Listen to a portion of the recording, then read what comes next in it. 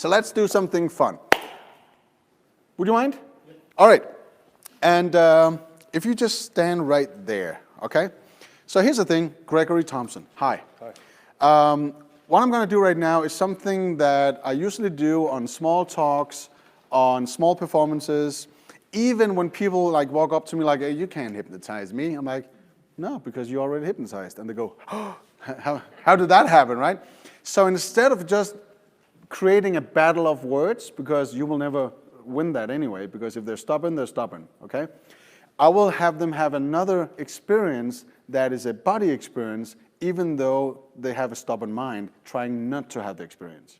Does that make sense? Sure. A little bit. Yeah. So here's the most basic, simple one that I saw Calm do like 15, 20 years ago. So what I want you to do is just stand like that. Are you a lefty or righty? Right. Right, okay. So if you just hold it like that, no matter what happens, keep your hand right there. Just move around a little bit so everybody can see. So if I apply pressure, keep it there, no movement. Sure. Is that okay? Yeah. So what I'm doing right now is, you feel I apply pressure, keep it there? Yep. Okay. So here's what we're doing. Now we're creating a pattern, right? I was told, I told him specifically to hold his hand right there, and this is what's happening, okay? So I'm creating a pattern, and I specifically told you not to move your hand, correct? But when I stopped, he was searching for my hand. It takes like 6 to 8 repetitions, and you will have a body response to it, even though he's doing all he can not to move his hand. Now he knows, okay? So is it possible to do it again? Let's try it.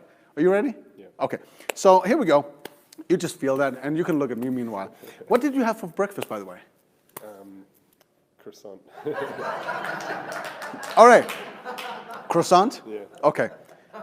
Why did it work now? Because he knew I did the exact same. I actually think I did one less, so I did it faster, but he knew what was about to happen. He didn't count. I did the same movement, but what made it happen now? By what? Asking a question. So it was just a pattern interrupt. I kept doing my stuff, asked a question, and he got confused by the question, and then suddenly the body did what I wanted it to do. Now you know twice. Okay?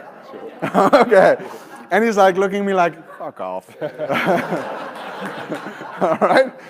So, you know, keep your hand there, don't move it, but just feel the pressure. Would that be okay? Okay.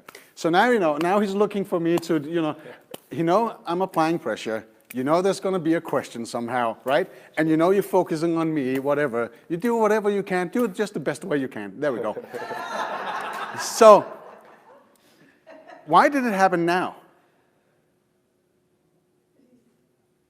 I didn't ask a question, did I? Yeah? The subconscious is now doing the pattern movement. Well, here's the thing. The first round was the most difficult one. That's where I primed all the movements I wanted him to do. Second one was kind of like coping with his conscious mind, allowing it to get the experience and knowing it's all okay, because we did have a laugh about it. Now I'm changing the pattern once again, because now he's searching for the question.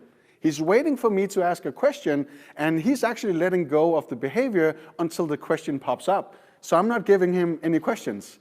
That means I still control everything. Make sense? So it's all about changing the patterns once again. And since we got all this going, let's add a little funny thing, okay? So what I want you to do is just stand like that, just loosen lip, just like that. What I want you to do in just a moment is, I just want you to focus on my hand right there. Because since you felt all of that, you know there's kinetic energy, always. And the kinetic energy we had just before was actually your movement and my movement, but there was barely any touching. But there's also kinetic energy without any touching. Okay. So what I want you to do is just stare at my hand. When it starts to move, you might feel a pressure. Just like pressure applied to your hand, and you might feel a push or you might feel a pull. It could be either way. So just look at this right now and see what happens.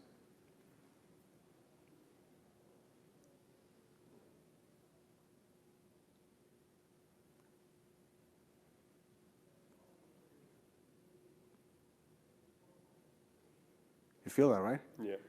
Did you guys see it? Yeah. He starts to sway. By the way, that was all bullshit. The first part was good. So why is this bullshit?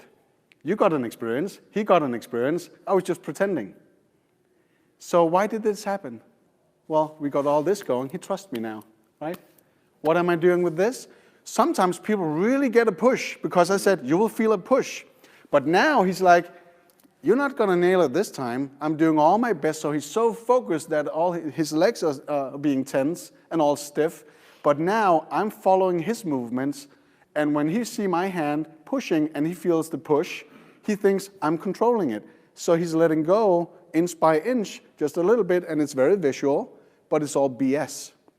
Could you do energy push if you believe in it? Absolutely. Was this BS? Absolutely. But there's two different worlds, but I want you guys to play with this in just a moment. All right, so let's go through what I'm actually doing. Would that be okay? Yeah. Okay. First of all, the communication is very, very crucial.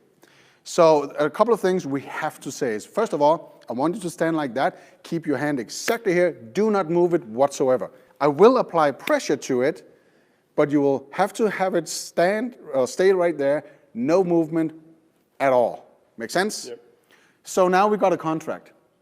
No movement whatsoever. So he's doing all his best just to keep his hand like that. But when I'm applying pressure, you see he's already moving it. So because he's primed. I'm actually applying quite a lot of pressure, so I feel that he's fighting against it because he wants to keep his hand right there. And instead of going like that, I create larger movements, and I'm doing it with my body to create another illusion that I'm really doing something, and I'm creating a pattern right now, and I'm using my voice along with it because now it's a double pattern and it's a wave, and we can do whatever we want. All right? So here's another. I just added the fourth dimension. I was speaking to you guys, right? No, I was giving him suggestions. Everything I told you guys to look out for was a direct suggestion to him, even though I wasn't looking at him. So now we have 4 dimensions to it. So what I want you guys to play with right now, and I really want you to play with, you can lower your hand now. Or you will become a server in just a minute. You know? Yeah, I know. I want you guys to play with it just for a couple of minutes. Set it up with the direct language, create the pattern, and look at their eyes, so when they're really focused on you, waiting for something to happen, you change the pattern and you'll get a response immediately. There will always be some who get no response until the moment I walk up to them and really do it like in an overwhelming way, like big movements, or look in my eyes, and what did you have for breakfast? And when they lose track of their hand, change the pattern and you will see it move. So it's all about stamina and being overwhelming in your movements and in your control, and you'll get a response, and it takes less than 10 seconds, and you'll get it. All ready? Yes. Let's spend 2 or 3 minutes, do as many as possible, and see what happens, right? Thank you. And watch out for the camera in the middle, by the way. How did that go? Interesting? Yeah. Always, the question is, what about eye contact? The very first go and the second, I always maintain it. I need to establish my powers, my superior presence in front, because I want them to do something, so I need to be superior in some kind of way. And it doesn't matter if it's a big, tall guy like the guy right here, if it's somebody small, a small lady, elderly lady, it could be anything, because you can own that moment if you control the environment. Okay? So eye contact to begin with is okay as long as you give out suggestions without asking questions. Do you understand the difference? So if you're working with someone and you give suggestions, but at the same time asking them kind of like, are you okay? Would you be ready to do so? You're not really being authority. So if they actually agreed on the exercise or doing the thing, you just control it and tell them exactly what to do, because it makes it so much easier. Okay? There's another thing I didn't tell you guys. So those of you who failed to begin with, it's because of one simple thing. Because we did it right here. What's your name again? Nick. Nick, can I show it on you? Yeah. Because he was the perfect example. Big guy, and he has a lot of body control. So if he's choosing to be loose and limp, he'll be loose and limp. And there's nothing I can do. There's no reaction. So what he was doing with Richard, yeah, there he is, was he actually just allowed his arm to just to hang there with no response to it because he's really in control. So the change I did was, I felt it, there was no resistance. I'm like, no, hey, you need to keep your hand up there. So I'm lifting it up a little bit and I'm applying more pressure. So we have a better pressure point on it right now. Okay, yeah. Oh, that felt good, didn't it? Okay, so I'm lifting it up and I'm asking him, like, I called you, you were too loose and limp. And he's like, oh, because I want him to participate. I'm not asking him what to do, but I'm asking his arm to do something for me, okay? So keep it up there, and there'll be more pressure to it, so I'm applying more pressure. And I can feel if he lets go, or if he stays in control of that, he'll let go a little bit right now, so he needs to keep it up there, right? And I'm applying pressure, and I'm doing like that, okay? So we still have a response. It doesn't matter if it's this, a body doing like that, or it's a huge, like, from underneath high five kind of thing. Doesn't matter, because everybody could see the difference and the reaction. So it's all about that, all right? And we had a discussion about it, and he knew what I was up to. So in the moment he felt his arm changing behavior, he looked at me like, you got it. Because he could feel the difference, okay? So it's all about, again, overloading the mind, give a couple of suggestions, but all in your own favor, and create resistance, because if there's no resistance, there's no reaction. Make sense? Thank you, Nick. All right. So that, yeah. Sorry, one more question. Yeah, okay. So could you review, because it was a long time ago, the setup for it? You're just like, I'm gonna make you move your arm, but you don't want to, or what's the... I'm gonna mind control you. Yeah, no. The usual setup would be, let's say I'm doing street hypnosis or street mentalism. I love to do that because you get real audience and you get real reactions and you can fail massively. It's true. So it gives you experience, right? And if you're not able to communicate with people in all places, you can't even be on a stage communicating with people. So you need to be able to communicate with all people at all places, right? So what I usually do, like, so have you ever been hypnotized? Could you be manipulated in any kind of way? And most people go, no, not really. So would you care for a small experiment? I want to show you something. I want to give you an experience. So I'm not saying I'm going to control you. I'm going to manipulate you. Do you want an experience? And if I get a yes on that, I'm all good to go. No more yes sets or no more approvals.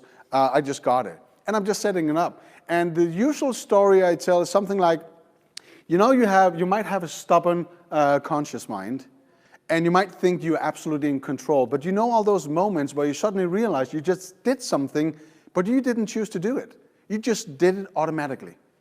I want to show you how your unconscious can actually be told to do something automatically, even though you don't want it to happen. But it's going to be all good. That's it.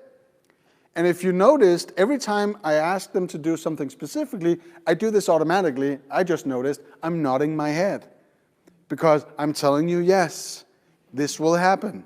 So there's so much language in this. So it's not just words, it's behavior, it's gestures, it's movements, it's everything, okay? So it's an overload the entire time. So that's usually my setup. It could be like a workshop, fast beat inductions.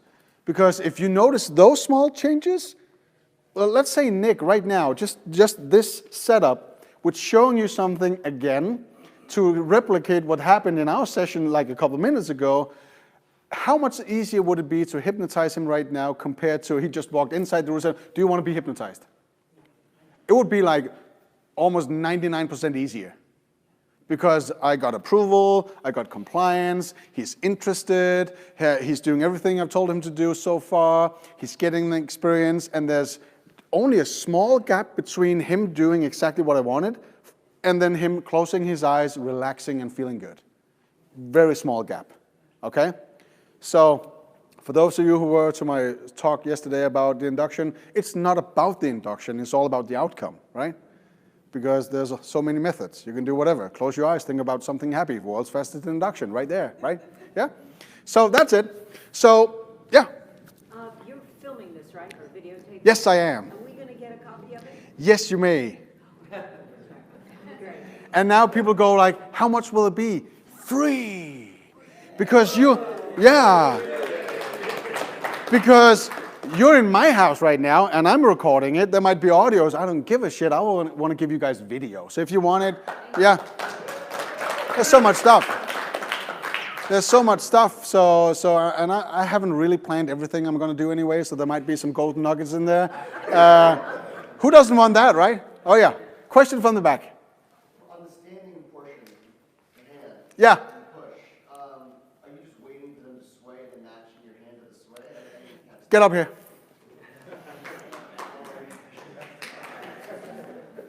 I'm a doer, not just one who talks about it, right? All right, so here's the thing. What I always want to do is, there's a couple of things that will help you get this done in an easier way.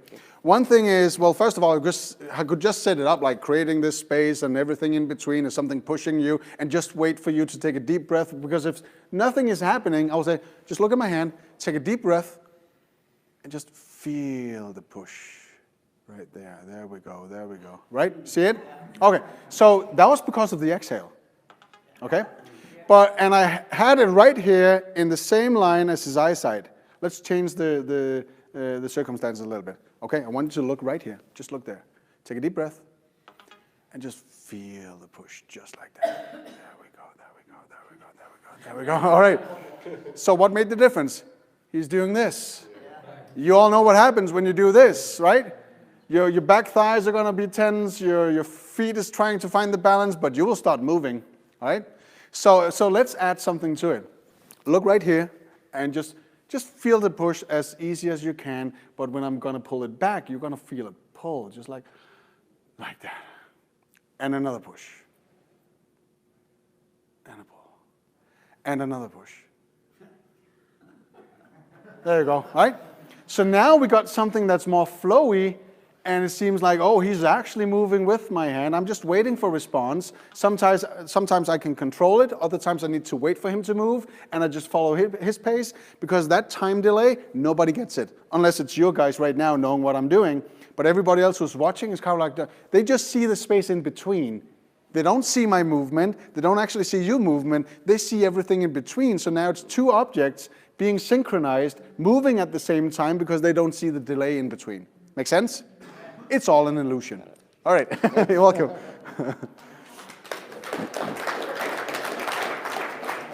So imagine this on a stage. It's so subtle, it's so basic, simple, but it's very visual, right? And the usual test I do if I have a group of people, I usually play around with the same. Some people are really easy to be hypnotized.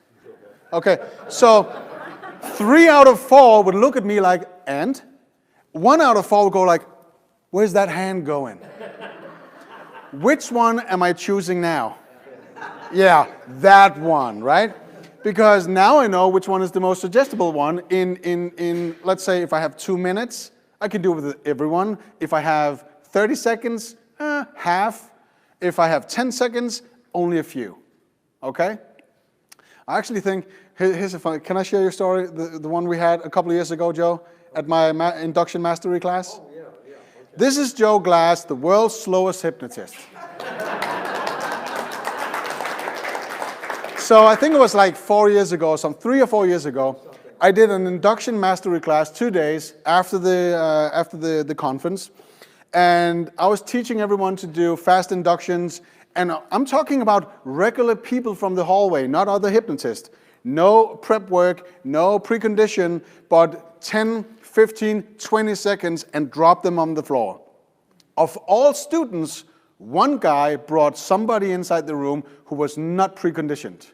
That's Joe. And he showed everyone, world's slowest hypnotist, he did an 11-second induction on a total stranger picked out from the hallway who never tried hypnosis before, and he dropped him in 11 seconds. That is freaking awesome. So, yeah. So world's slowest hypnotist, it's a good framing, but it's not true, right? So it's all about finding the right person. And if you're going to inspire a whole group of people, pick the easiest one to begin with, because now you're pre-framing everyone else, okay? I usually have a thing, and we have that, I'm going to share that with you guys because I trust you guys. I usually have a thing when I do demos in more therapeutical surroundings, like the one I did yesterday. I'm never picking the easiest one. And that is a thing I have within myself, because I'm looking at people, 5 people volunteered. I could easily see which one would be the easy one. And for some reason, my brain goes, take the most difficult one that you will have trouble with. And I'm not meaning that in a bad way, but those who actually want to control the session, those who actually want to go different ways that I want them to do. Because to me, that's a good challenge. Because if I can control that with audience looking, they will get inspired into knowing what to do with a person like that. Because all clients could become something like that. That would be a challenge. But it can only become a challenge if you allow it. So I love those moments. I hate myself the moment I do it, but I love myself 2 minutes after. Okay, so just to put that on the table too. So let's step up the game a little bit, because now it's all about the pushing. It's all about that. Let's do something different that require a little bit more communication. Okay, so let's see, Michael. Let's have some fun. All excited, man. All excited, man.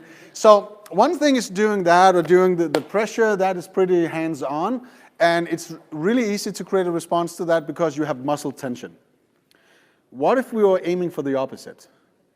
That would be kind of interesting, wouldn't it? So let's do it like this. So if you just look at people like that, and what I want you to do in just a moment is, I totally want both of your arms just to be loose and limp, right? You cannot move a muscle. You cannot do anything. So if I'm lifting up your arm and letting it go, it just falls down just like that. Would that be okay? Sure. That's your focus right now. But I will be touching your arm. Would that be okay? Absolutely. All right. So I might even ask you a couple of questions. Okay. Awesome. Good. So I'm just going to hold it like that. So what's going to happen right now, I want you to find a spot on the back wall down there. It could be anywhere. It could be the door. It could be some of the lines. It could be the ceiling. It could be the light in the ceiling. It could be anything real. Do you have your spot right now? Where is it? You got it. It's right above the door to the left. Okay, okay. So just keep a steady and firm look on that, and just pay attention to it, see what's happening right now, because we want everything just to be solid right now. You know what I'm talking about? Okay, so as you do right now, where do you usually go travel when you actually do have vacation? Where do you go travel? I like to go to the beach. You like to go to the beach? Yeah. What kind of beach? Sandy beach. Sandy beach? Yeah. All right. I like the white sand of the Gulf. Yeah, I know.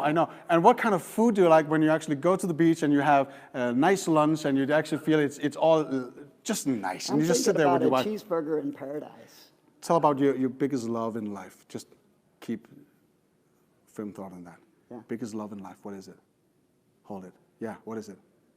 Running. Biggest what? Running. Running? Is it like really running? Yeah. Okay. So when you do run, and how far do you go? Like 5 miles, 8 miles, 10 I run miles? in the woods, so I don't know the distance. It's You don't about know an the distance. hour and a Okay. half, yeah. All right. So have you been running for many years?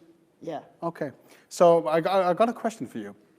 I told you something in the very beginning, right? And you know I've been holding your hand for a while. Yeah.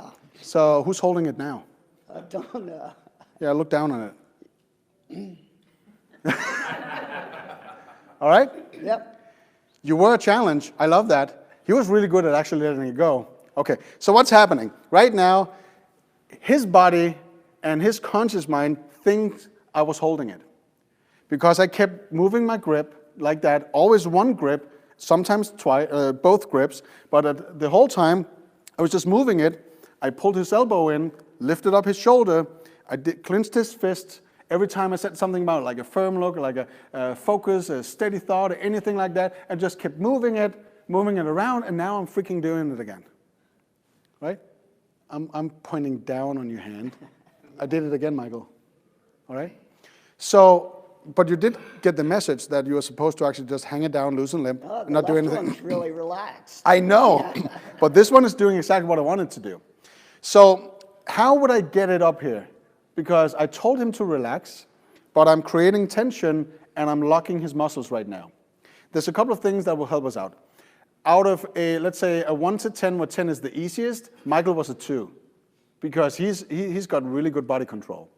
And when you started to talk about the running stuff and stuff like that, that means he has really good body control. So he's really good at separating thoughts from body. That makes it a bigger challenge for me, right? So what I wanted to do is move closer. When I lift up his arm like that, something happens within the muscles because he has to adjust for it. So I'm initiating muscles right now. When I'm letting it go, I'm holding his fist like that. That means right now I feel the tension and we can do it again. Okay? Because he just locks it. And sometimes I just hold it for a bit, just like that. When you just hold that thought, giving it a squeeze, on the word hold, and I can feel now he holds it. And I just move it around just once more, and I'm pointing at it like that, and he's doing it once again. Okay? So it's all about the movements, supporting it, until the moment you can feel when he's answering a question that has nothing to do with this setup, and he's holding it, you just switch your grip a couple of times, and you just hold it and keep the conversation going and asking the question, so, by the way, who's holding your hand right now? And they go, what? What just happened, right? Because they don't realize it until the very moment you ask the question, and then it might drop. Totally, because we didn't pattern interrupt, we're overwhelming the mind, overloading it with questions, he losing body control, so it's doing everything. But here's the catch. The other exercise, I told them exactly what to expect because I gave the words they needed. It was a complete instruction. This time, I'm not saying anything, but it's all nonverbal language. So this is me telling the body, stay. This is me telling the body, get firm. Stay, get firm, hold it, keep it there. I'm even when I'm holding his wrist, I'm pushing his arm like that because I'm telling his body, stay there. And he's talking about running, thinking my arm is loose and limp. And right now, when I feel it, he's holding it, I can easily do a switch a couple of times. Sometimes I'm doing this as I'm talking to them, and they go, what are you doing? Why are you holding my hand like that? I'm not holding it. I'm actually applying pressure to it, trying to pull it down again. Okay? This is really difficult.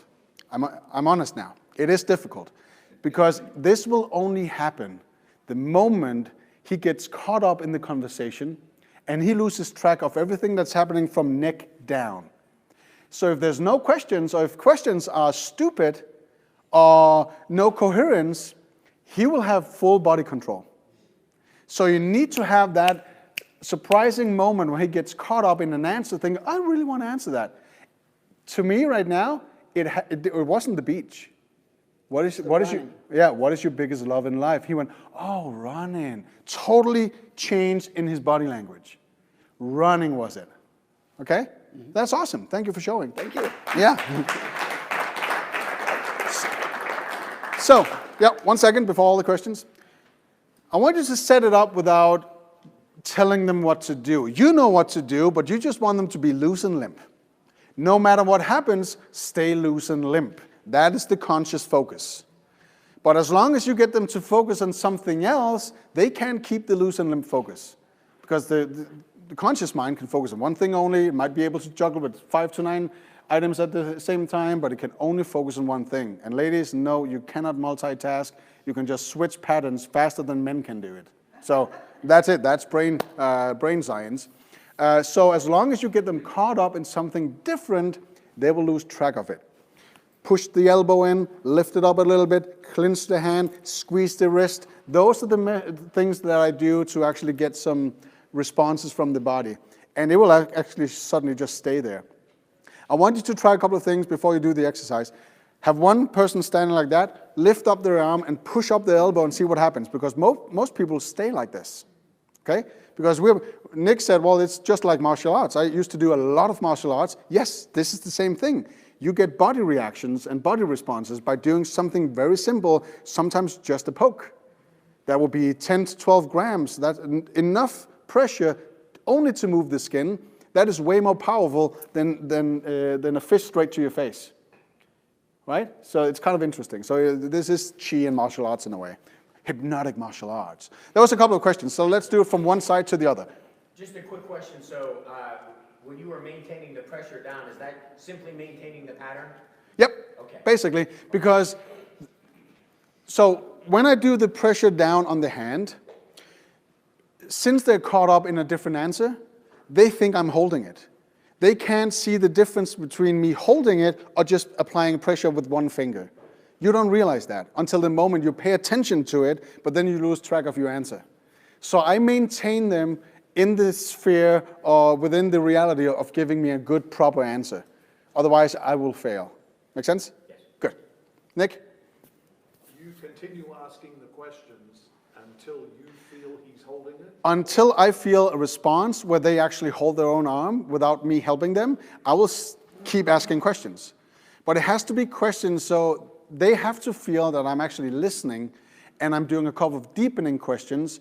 But if there's no response, I need to change my question to something different that will make them more emotionally involved. So that's why it's, what do you love the most? Run in, bing, here we go. It's sat there, okay? So change the questions. Yep? What are your thoughts on changing the language pattern and saying, try to hold your hand there?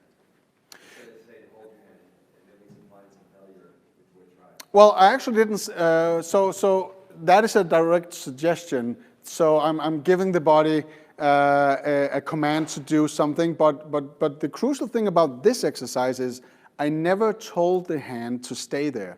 I talked about the focus, right?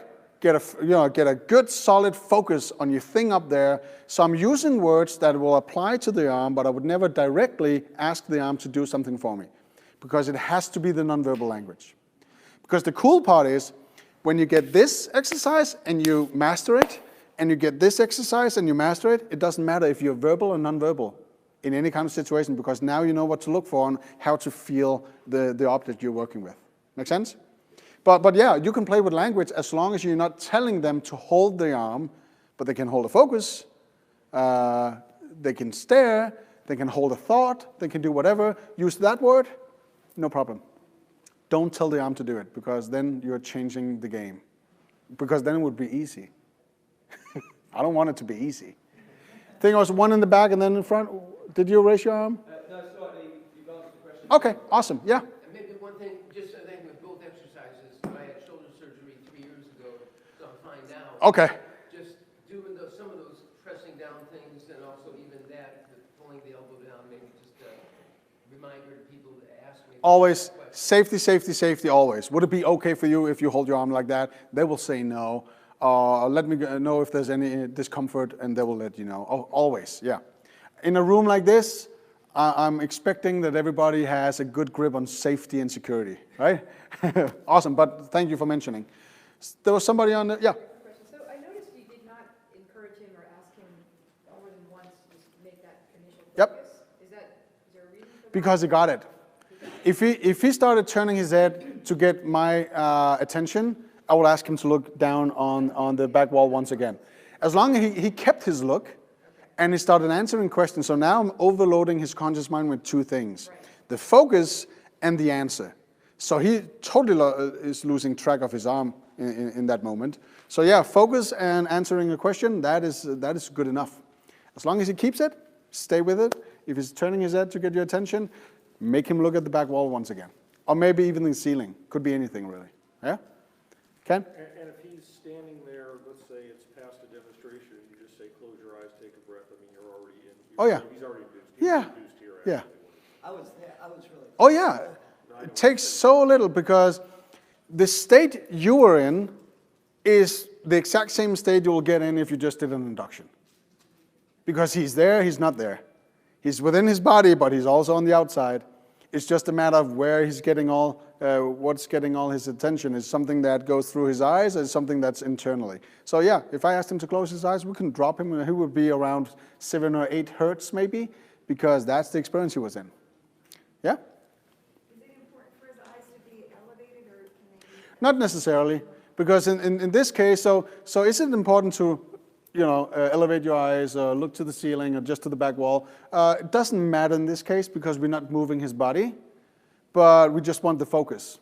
You will have some people actually start staring at a light in the ceiling. Perfect, because now they will start doing this with their eyes, and that's a good thing, because now they're fighting something with the light. It's a physiological response, and now they definitely lose track of their arm. Because now we have that thing going on, we have the focus, we have the answer. So that's 3 things interrupting, or not interrupting with the arm. So yeah, you get a better response from that. But we want them to feel comfortable. Since we're not moving them, feel comfortable, keep it level, from my experience. Yeah? Was that the questions for now? So I'm familiar with the ambiguous touch, and that was not ambiguous at all to me, except Oh yeah. that bit.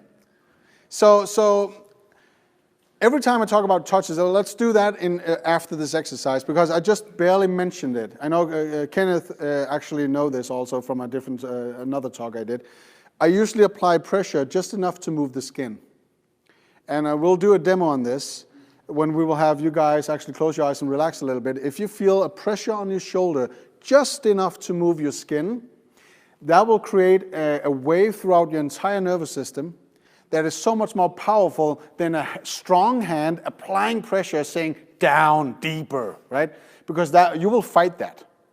But that one is kind of like a wave washing away all resistance within your body, and it's so powerful because it makes the person very aware of every little significant change within the body.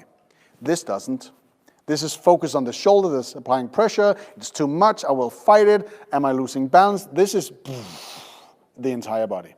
So that's the difference between those. Yeah. So yeah, it's just that pressure. Just enough to move the skin, but it felt pretty powerful, didn't it? I know. Yep. All right, so here's what I want you guys to do.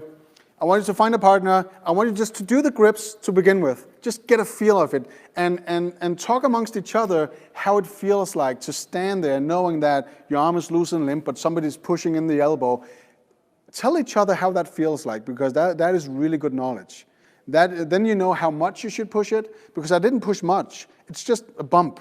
It's just a lift. It's just a small squeeze. But I'm doing it in a very overwhelming way, so visually it looks pretty powerful, but I'm not doing a whole lot, because those small touches are so powerful, right? So do that to begin with, and then do the exercise. See if you can get it stuck there. That would be awesome. Yeah, Martin? So can you just demo the holds again? Oh yeah, we can do that. You want to do it again? Okay. Just to go through the steps, nice and easy, right? So, no matter what happens, I just want your arms to hang down the side, loose and limp, and just feel good, right? And I want you to focus on the back wall. It could be anywhere, and I will be touching your arm and your shoulder. Would that be okay? Sure. All right. So as we do that right now, so here's the first bump, and here's the squeeze right there. So this is the position I want to happen. So just focus right there. So two things are happening. He's focusing on the back wall, but his body's focusing there because I'm focusing right there. Okay. So what I want you to do right now is just focus on that spot, because you've got a spot already, correct? Yeah. So, and I want you to talk about the love that you told me about just before, because you got some running going on, and you can run for miles, you can run for hours, you can do it everywhere. You probably ran all over the world, didn't you? Actually, I do try to run wherever I am. There you go, because it's fun, and you get to see the scenery, you get to see the country, you get to see everything. It already happened so fast, and yeah, damn, it happened again. Why is it easier now? Because he's preconditioned. Okay. So what I did, Martin, was to begin with, I just wanted to focus. If I'm doing it like this or with one hand, either way, I'm doing a bump, I'm doing a squeeze, I'm holding it for a bit. Then when I start talking about the focus, I'm squeezing his fist like that, I'm pushing up the elbow, lifting up the shoulder just a little bit, and this is, how would you explain this pressure? It felt pretty significant. Yeah. Yeah. But how powerful is it really? Not that powerful. Good. But this is powerful, No, because I can change his entire balance within the body with this push. 2 fingers, maybe even 1. Right? Because when shoulder is lifting, he's losing equilibrium, and we know from martial arts, if we do this, it's just a bump with the hip and he's gone. Like 5 feet over. Doesn't take much power. So this is enough to actually lock up the arm. This is even better. And then I'm starting to changing the grips, and every time I feel like he's losing a little bit of power within his shoulder, I'm lifting it up again, focusing on the fist once again, and now holding it like this. If his shoulder stays there, it means I got it. So that means I can just do this a couple of times, and I can changing, and now he's looking at it, and now he actually notice I'm just pointing at his arm from different angles, and he's still holding it, right? Yep, that's it. And it's really funny to continue the conversation and then ask, so who's holding your arm right now? And you're just pointing at it. And he feels like you're holding it. No, I'm not. Right?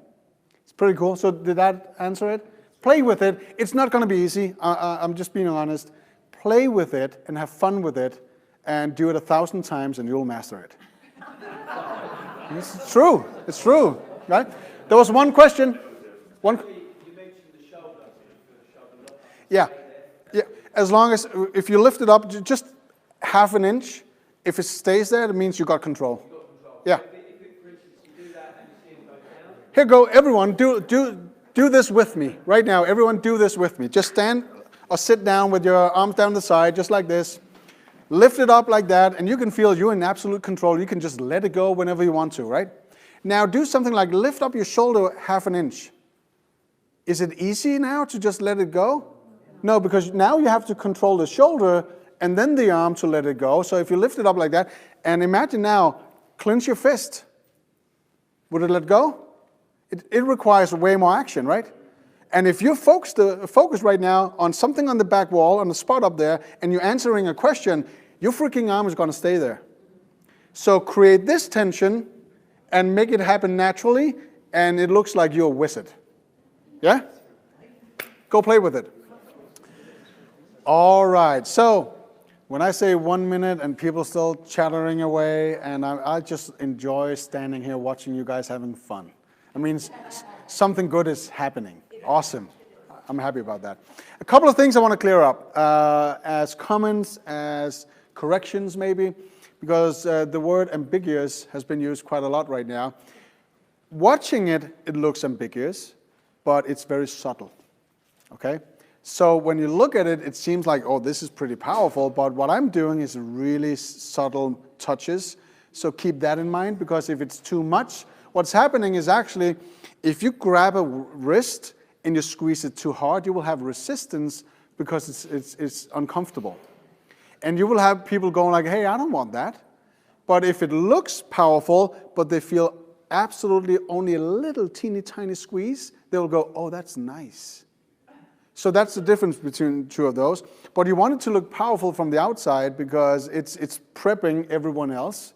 But you want them to feel like, oh, is that it? That feels nice. So they kind of like pay attention to even more details within the body. That's what we want, because that is hypnotizing effect, right? So that's the one thing. The other one is, I saw a lot of success in the room. Wow. And you know what's powerful about that? Because we just had the discussion right here that I said, well, would Michael be a difficult one to work with because he's got good body control? I'm like, it took me 60 seconds. What is 60 seconds? I've seen people do street hypnosis. It took them 15 minutes to induce a person. That is a long time, right? I spend less time in my clinic, right? So 60 seconds is nothing because Michael is a pro. I just told everything that I was about to do, so he knows. He probably thinks he's a couple of steps ahead of me, so my job right now is to allow him to think that, but actually be a couple of steps ahead of him, so I can still control the matters, everything that's happening, so he feels comfortable, but I'm still controlling it. So 60 seconds is nothing, because he knew what to expect, and really he didn't, but he knew. So imagine doing this with somebody who walks straight in from the street, just wanted an experience, didn't know anything of what you were doing with the bump and the squeeze and all of that. They will fall straight through and just do it within 10, 15 seconds. He knows you guys are professionals, so 60 seconds, maybe 2 minutes, that's freaking fast. Because you're conning some of the best people who knows what to expect and they try to fight it. So the worst clients you can have is right here, right? True, it's true. So if you master it within this room, you're going to be a freaking wizard on the outside. Yeah. So what's the next move after that? Or can you then add it, your arm rigid, or then go into, what are some other moves? So what is the next move? Well, first of all, what is the purpose of the demo? Okay? So it could be a lot of things. Could this be like the first step before induction? Absolutely, because when they're standing there looking at their arms, who's holding your arm? They go, you are, and no, I'm not. That brief moment is what I call the MOW. It's either the moment of what the hell just happened or the moment of wow. If it's the moment of wow and you utilize that, pull the arm, say sleep, and you got it. That's it, right? In whatever matter you want to do it, because if they're standing up and it's concrete right there and doing a Mr. P body slam, we have safety issues, right? But if you lie them down nice and easy, if they sit on a chair, do whatever, the question is, what is the purpose? So imagine this in a setting of, let's say you have quite a skeptical audience. You're being called out to do a small talk on hypnosis, what you can do and what you cannot do. And we have all things. We cannot make you do anything that's against your ethics, but we can still manipulate your body to do something because it actually really wants to do so. And this would be a perfect demonstration for that. Because you will have a live person doubting everything that you do, but they actually do it anyway, and we go, so how did that feel? Was it painful? They'll go, no. So did you feel all right doing it? Oh yeah. Were you awake but still within the experience? Oh yeah. That's hypnosis. So imagine doing this, but sitting down in a chair, feeling nicely relaxed, and then do some great therapy work, or maybe just performance optimization. Would you want that? Oh yeah. Skepticism, gone, right? So as a demo, convincer, whatever, depends on the purpose. What do you want to do afterwards? I use this only for demo purposes because it will have people go wow for a little bit. So I'm just utilizing that because if they just had that experience, even those who didn't, they still felt something, it would be so much easier to induce them right after because they're cooperating. The main thing, the main key to this is they actually feel the body now. So wouldn't it be called an induction and then you go to a deepener? Well, everything can be converted into an induction, right? So yeah, it could be an induction, and everything you do afterwards is a deepener, right? A fractionation, right? I have like, we might be able to show that later, depending on how much time we got. I got like a fractionation induction that will work with anyone at any time. Not sure, let's see, no, they're not here. Patty and Tom Lord. Tom is an elderly guy walking with a walker, if you've seen him. He's awesome.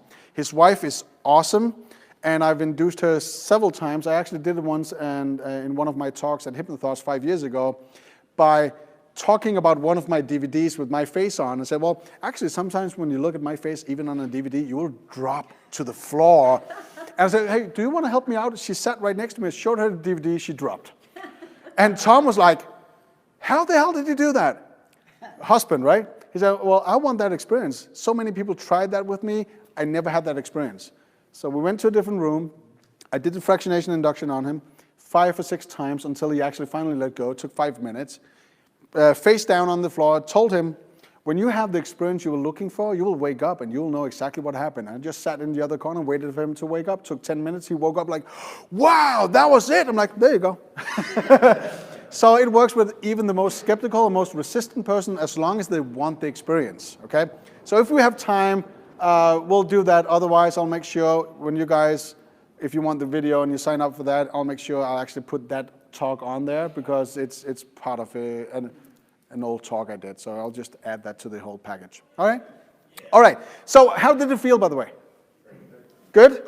It's interesting, isn't it? Yeah. Here's a key thing that I want you guys to pay attention to. If you suddenly, while doing it, know that you did something wrong and you correct yourself, that means you're freaking awesome. Okay? Because if you automatically just correct yourself knowing, hey, I just said something that is not very beneficial, so let's frame it and say it again, that means you fail like a boss. If you go, that was wrong, let's do it all over, and okay, let's start from the very beginning, that means you just revealed that you failed. Never do that. Because no matter what you did, I actually have the DVD I showed that lady. There's actually an induction on there where I totally fail. I was doing a evening of inductions down in southern part of Germany, and they don't speak English very well. I don't speak German very well. I speak German, but not on a technical level. So I did one induction in front of the audience, pre-framed everyone, just handpicked one by one to do different inductions, and did the induction, and then explained what I did. So it's kind of like an instructional DVD. One of the ladies picked her up and sat her down. I just wanted to do like a hand swipe from the neck towards the eyes. So she shut her eyes and just pull her arm, say sleep. And I asked her just before I did it, are you ready to go? Meaning, are you ready to let go? And she thought, do you want to get off my stage? So she said, no. And that means she made a pattern interrupt on me. So basically, if she pulled my arm, I will fall to the floor. Because I felt like I'm in control. Are you ready to go? No. Huh? That was the moment of wow, right there. So I did the hand swipe, and she let go a little bit, and she came back to life like, feeling it, but being surprised. And I'm like, I can fail now or show people how to fail like a boss, right? So I went, oh. something didn't happen, right? And she went, huh? Knowing I just revealed myself, but did I? Because I just followed up with, maybe I wanted that to happen. And she was still confused. And then I kind of like, my mind just goes crazy in moments like that. It totally goes rogue. I looked at a guy, I said, look at that girl over there. So she looked at the guy, and I said girl, and she was even more confused. And then the opposite on the other side. So now we got all the visuals, we got all the equilibrium going. And I said, look at the light and sleep. And she was gone. So that is me failing totally, but owning it and actually getting success 30 seconds later. So that's what I mean when I say, when you notice that you're failing, just reframe and continue, because they don't know. You know, but they don't. Does it make it more powerful? Absolutely. Because they might have a sense that you just failed, but if you just keep going, trust me, they'll go deeper. Okay? It takes some guts and some cojones to do it. I know. But with exercise and practice, you'll be able to do it, and it's fun, right? You might surprise yourself. Okay. But we got some successes. It's different than the first one, right? Yeah. Totally different. Because now it's nonverbal, but you still have to speak the language of the body. The first one was all verbal, and we might apply some body language to it. So it's two different things. But imagine right now, walking up and down the hallway, picking somebody who's random, and give them an experience. Maybe combining the two, or maybe doing one of those. Pretty powerful. They will not know what hit them. I promise, yeah? With Michael, when you first used the imagery of being at the beach, Yeah. was that something you thought he'd hook into, but he didn't hook into it as much, and that's why you asked him what he loved? Yeah. So the first question to Michael was like, where do you go on holiday? Something like that. And you started mentioning the beach, but there was no real resistance. There was no body cooperation while he was talking about it. So I'm like, that's not emotional enough for me. I want him to connect on an emotional level with the answers, because when he's doing that, he's totally going to be out of his body. Because that means when you connect emotionally with your answer, that means you're somewhere different, you're not within your body. You might feel the stuff in your body, and since it's a good experience, it's good feelings, but he's not controlling the body because he's totally within his emotion. So beach wasn't that emotional, but what do you love the most in life? Running. It happened. I felt it. And I can only feel it because of, I got you, Martin. I can only feel it because of the subtle touches. Then I feel the tiniest tension in muscles. If I had a strong grip, I couldn't feel it. So that's the difference. Small touches. And there's another reason. Can I show it real quick on you, Michael? There's a thing I do I haven't mentioned. It's just a geeky thing that I do. Always when I talk to people, the first thing I do is place my hand on the shoulder and I give them a small push to see if they follow. That means I can control the body. I do it with my little finger, so if I move you like that, I'm actually just doing that. And if he follows without too much pressure, it means he's good to go. He's relaxed. Next thing I do, move around, I always grab the wrist and do the bump, but for those who know medicals, what am I doing right now? Yeah. And some people go, oh, how could you measure that? Well, I'm really not. But if he was really nervous right now, I could feel this. Pretty easy. Just take a small squeeze and I can feel it. That means I need to relax him a little bit. I'll make him feel comfortable and make him laugh. That will actually decrease his pulse right now. So since I felt nothing, that means he's good to go. So that's the geeky details. I do that automatically. I don't even pay attention to it, but I trust my unconscious doing it. So if I get like a red light within my mind, it means, oh, I need to pay attention. Is it the pulse, or is he not moving? Is he not moving with me? Because then I need to loosen up a little bit and take a deep breath, and we are all back to good. Make sense? Yep. Awesome. Good. All right. More questions? Martin? Yeah. The only question, or maybe a comment, you want the client to connect with an emotion. It doesn't necessarily have to be a positive emotion, does it? As long as it acts as a distraction. As long as yeah, but here comes ethics. I want you to think about the worst experience you had in your life, and let's have some fun with that. Might not work as well as a good memory. So yeah, since we're talking about relaxation states and trances and stuff like that, it's always a good emotion. It can be a neutral one. It doesn't have to be the most happy one from your childhood. Just a neutral one, something that will make you cooperate even more. Okay? So, but lead into that with a correct question. I want you to think about a great memory you had from your past that is a really good emotion, good feeling. What would that be right now? And it might be something they haven't thought about until this very moment because you just let them straight into it. That will be a way better outcome because if it's a negative emotion, you will have more resistance. Because positive, I want to be with you. Negative, stay away because I got a thing going on right now. So that's the difference between the two of them. 2 questions coming up. One in the back. When I asked John about how it felt to do something positive, I then said instantly, well, where do you feel that in your body? Ah, wrong. Okay.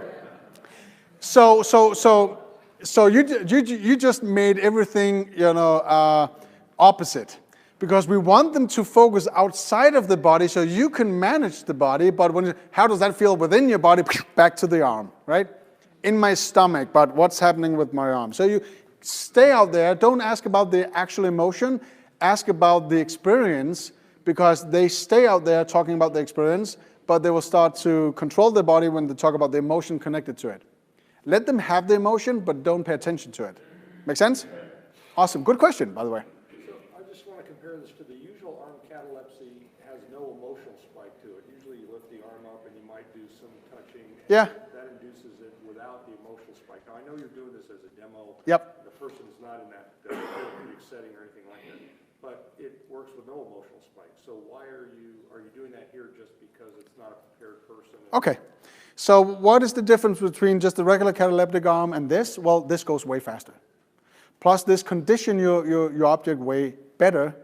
And if you want to take them into hypnosis, it will be so much faster than just a cataleptic arm. Yeah. Because cataleptic arm requires the trance state before it happens. But now, what we're doing right now leads to trance by doing something cataleptic. So we actually do things the opposite way, but we have a better outcome. So when you have an emotional connection within the object you're working with, and you are allowed to be part of it, that means they trust you and you can do whatever. Cataleptic arm is just a cataleptic arm. We know it can be a battle sometimes. I'm talking about induction through arm catalepsy. Okay. Exist. Oh, yeah. Typical Yeah. kind of thing. But you're not asking for emotional spikes when you do that induction. No, but I want the emotional spikes because now I condition them and I'm working with the resources. Yeah.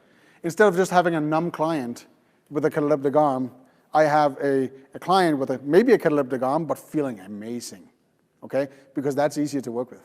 And it's faster. It's way faster, okay? Yeah, because it's changing their focus and it's overwhelming them every single second. And that's only good, right? All right, you got it? Yeah. Just real quick, would it be less effective if you had them close their eyes? Well, good question. Let me think about that. Yes and no. Yes, because when they close their eyes, it's going to be an internal experience, and they might lose their balance, and it's going to be a totally different experience. No, because you increase the focus if you control everything that's happening. But here's the reason why we maintain open eyes, because now they seem awake and alert and conscious. But you still get a response. So you have somebody feeling alert and conscious and in control, doing exactly what you want them to do. So the outcome is even more overwhelming for people watching. Like, oh, you just got John to do that with open eyes instead of gone, right? Make sense? So yeah, both works. But again, what's the purpose? Is it because of the audience? You want to prep them?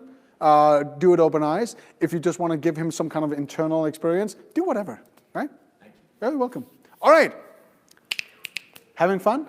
Yes. Awesome. So let's see, what time do we want to do a break in the middle, right? Probably some people have to go pee or whatever. Yeah. If you leave for another class, I will come beat you up. Just saying. No, it's your loss, not mine. That was not a suggestion. Okay. So let's move a little bit further. Let's see, what do I have for you guys? Let's combine some of the things that we're doing right now. Let's move into the more mentalism. This is mentalism in a way, but let's move into the more mentalist performance kind of way of doing stuff by doing something different. Is anyone familiar with something called ghost touches or kinetic touches? Few, yeah, awesome, good. Let's play with that for a little bit, because it's really a fun thing to do. So if I have, let's say, let's pick two people. Let's pick two people. Let's see, you, sitting right there. Yeah, you, in front. And let's pick you. Yep. And just place you guys right here. And let's play with the kinetic touches right now. Just sit down. Just sit down and relax. So you can relax even more, right? So it's all about diversion now. It's all about time distortion. It's all about kinesthetics. It's all about creating an illusion on the outside. And I'm going to do the most basic thing that most of you probably will figure out how I'm doing it. But I'm going to add more stuff to it as we go along, also after the break. So you can do stuff that will be on a distance and have people to actually feel something on a distance on a perfect timing. Would that be okay with you guys? Or we can just do basic stuff. You want to do advanced stuff? Awesome. So let's start it up. So here's the thing. I'm not going to explain what's going to happen. I'm just going to do it and then explain it to have them to be as involved as possible without knowing what to expect. So how do you guys feel? Good? Mm-hmm. Okay. I will be touching one of you, but before I'm touching one of you, I will actually just do a small touch on both of you so you kind of recognize what I'm talking about. So do you feel this? Yes. Do you feel this? Yes. Do you feel that? Yes. Awesome. So what I want you guys to do in just a moment is pay attention. But before we do so, I want you guys to synchronize in a way. So I want you guys to look at each other. And in the peripheral vision, I want you to notice my hands. And I want you to notice my left hand and my right hand, because in a moment, I want you to do a task for me. When I'm lifting up my right hand or my left hand, I want you to do the same thing, the same pace and the same distance. So just pay attention. And in the outskirts of your peripheral vision, you'll see that other person doing exactly the same so we can synchronize each other. Deep breath.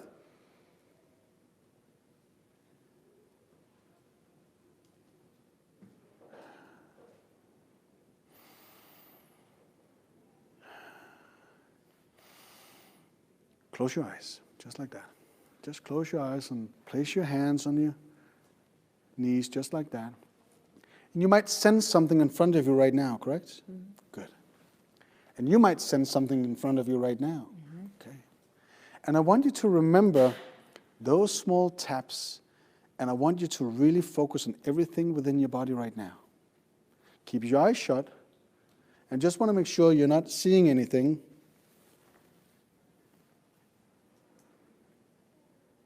If you felt a poke, I want you to stand up now.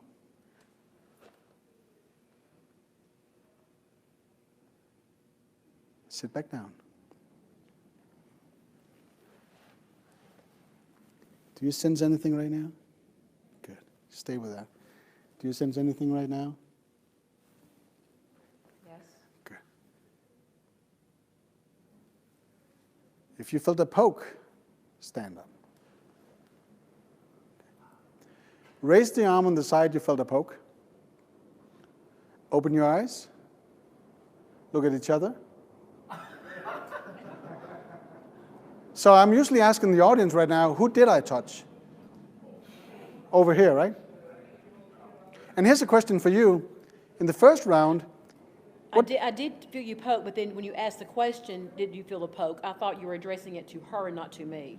But you felt something. I did the first time. But you know what's interesting? What? I poked her. All right? Okay, sit back down. Sit back down.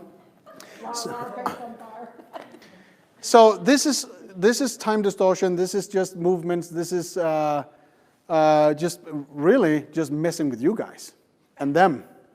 Because if you actually pay attention, I'm not asking about what specific time they felt it. I'm just asking if they felt something. So I want both of you to stand up, turn your chairs around so you're sitting with your back to the audience.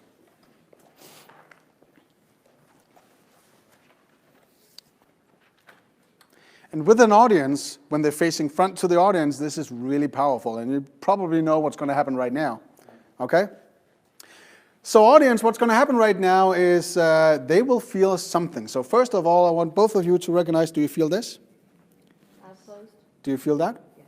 Do you feel this? Yes. Awesome. So I want you to close your eyes, both of you, and just pay attention. So do you sense anything right now in front of you? Do you see anything just like that? Just let me know. Are your eyes shut? Just pay attention. If you felt a poke, stand up. There you go. Now you know what happened, right? Okay, sit back down. So the whole confusing part is, I'm just doing that, and that's what people see. So I might just use my thumb. I might do that, because if I'm doing this movement with my hand out there, people are looking at the hand with the biggest movement. They don't pay attention to this. Some people know, but they can't see it. So when I'm doing this, moving over to the other side, doing that, the one who felt the poke, now everybody thinks it's that poke because I'm talking about the poke, the one you saw. She felt like, oh, it was 10 seconds ago, but I felt it. Stand up, and both stand up. And now I get them confused because she knows I poked her, or at least she thinks she did. So when I'm standing over here, kind of like doing my best, tiptoeing over here with her not paying attention to me moving, I'm doing that, and they both open their eyes and say, audience, who did I poke? And everybody points to her. She gets confused now. I said, I didn't poke you, I poked her. But I felt something, that's right. And now I poked her right shoulder. I'm doing my best to poke her right shoulder, so I will go like, so which shoulder did you feel it on? She said, my right. Did you feel it on your right? Yeah, oh, there you go. You're all synchronized. So now both are confused, and the audience goes like, how the hell did that happen? Make sense? Yeah. All right. So let's do it again. Turn around. On your chairs, both of you. Oh, I hate these cables. Feels like I'm on a leash. All right. So it doesn't require much, does it? Because it's all out here. I poked her already. You don't see it, right? So this, leaning forward, I'm just doing it with my thumb, like that. But since I'm placing my hand on the back of the chair, people who pay attention thinks, oh, it's on the back of the chair. But I can extend it this much and still poke her, okay? So do you see anything? Pay attention, because one time I actually did it wrong. Did you sense anything? That will mean a poke or visuals. Do you see anything right now? No. Good, but I poked her. Do you see anything now? No, but I poked her, and now I can do this on myself, and both stands up, and it seems like I actually control both of them, right? Make sense? Because I did it on opposite shoulders. So now we can extend the effect and make it even more powerful. And this works in front of an audience like this, but after the break, I'm going to show you something where people can stand all the way around me, and I can do distance pokes and have people to lift up their arms, and it seems like I'm not touching them, but I did. Would that be okay with you guys? Yeah. Okay. So let's play with the idea. I want you guys just to play around with it, because you need to be so confident into doing this. So just close your eyes. Do you see anything right now? See anything right now? See anything? I just poked her 3 times on my see anything right now. And everybody's still, even though you know, you're looking at this hand. That's kind of interesting. Instead of paying attention to the back one. I'm kind of like hiding it in a way, because I'm doing this in front of her, because I want it to happen. I might even do this.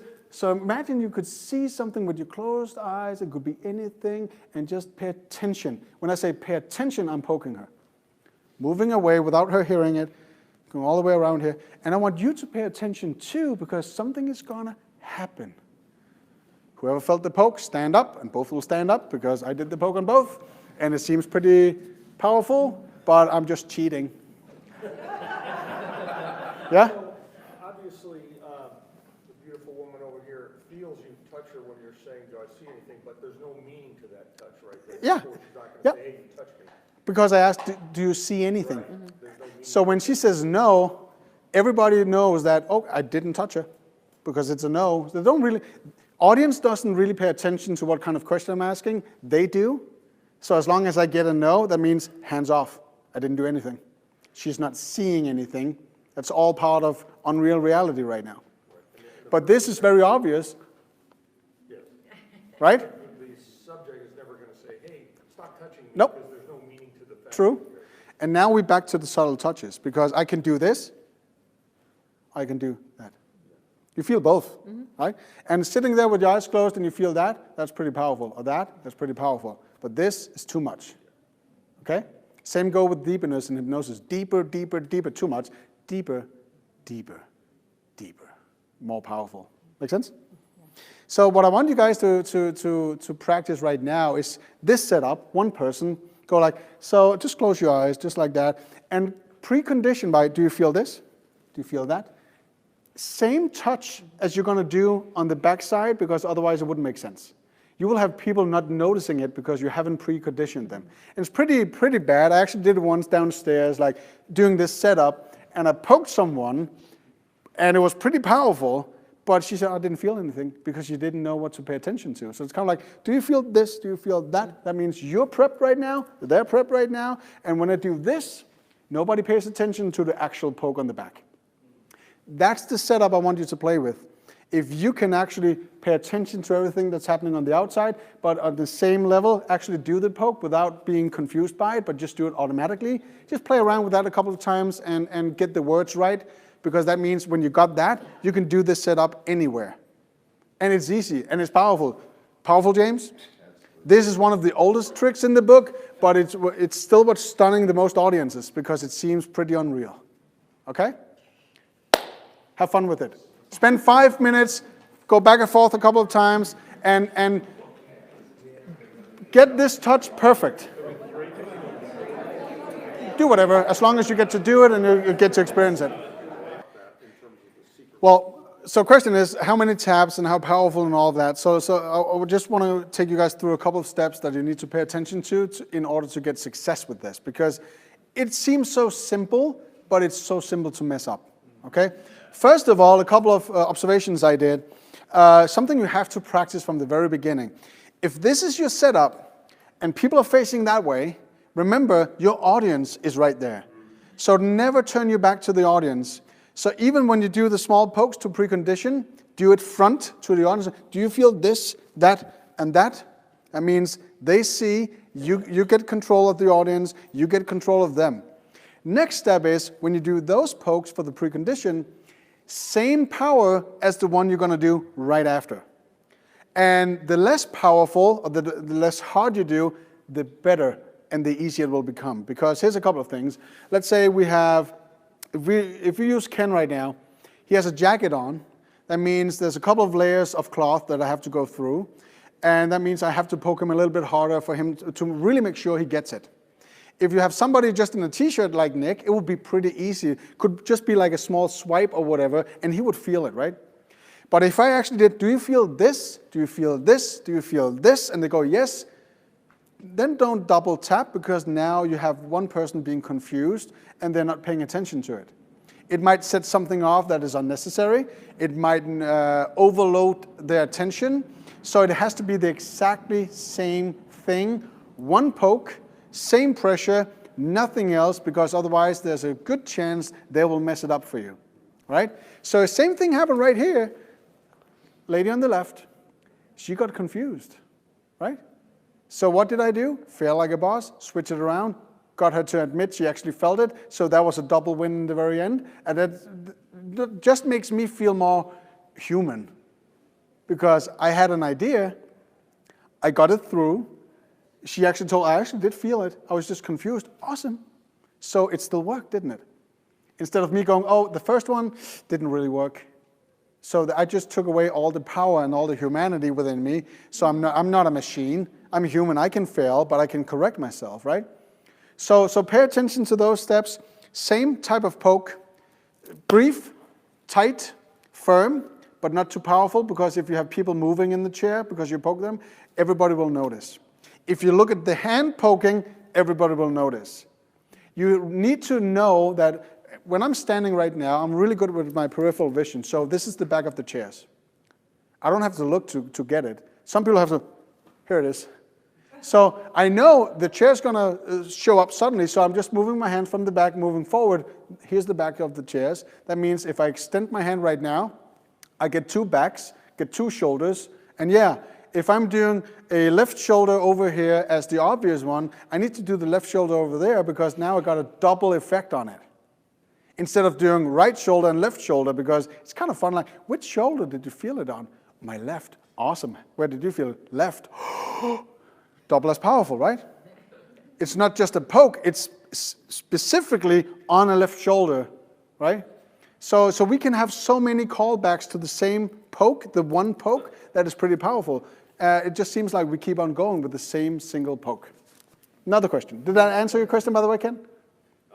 Yes, on TV, you'll see them like go wild with all this crazy stuff. Oh, yeah. Which I think is absurd.